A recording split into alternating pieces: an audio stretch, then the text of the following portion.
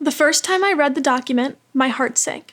The Cleveland Diocese released a 3-page document to address the scandal and confusion that LGBTQ students brought to Catholic schools. Despite scattered words of love and acceptance, the message was clear. My identity was unwelcome.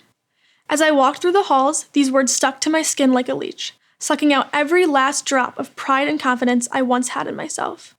I was paranoid by the thought of my peers and teachers labeling me in the same way as the diocese.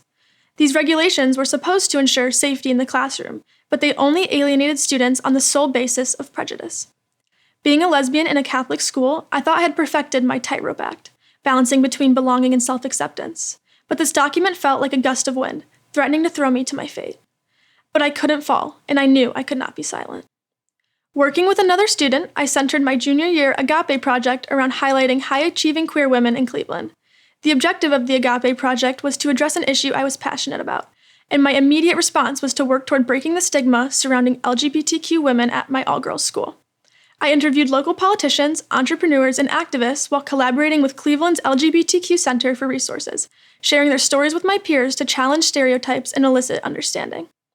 After presenting my project, these interviews started a conversation, encouraging some students and teachers to reflect on their biases and express their support for the LGBTQ community. Although the guidelines remain in place today, I am proud to have spoken up against injustice to initiate open discussion and forward movement. This experience taught me that love and kindness can dissolve hate. When we empathize with others and honor the values that shape us, we create a world where respect rises above differences. After my presentation, I felt empowered. This was my first time dipping my toes in activism, and I couldn't get enough. Looking for ways to get involved, I traveled to a social justice conference in Washington, D.C., so I could learn new ways to advocate for myself and others. While attending workshops on environmental, LGBTQ, racial, and immigration justice, I found the community I longed to be a part of, a group of selfless individuals working for justice.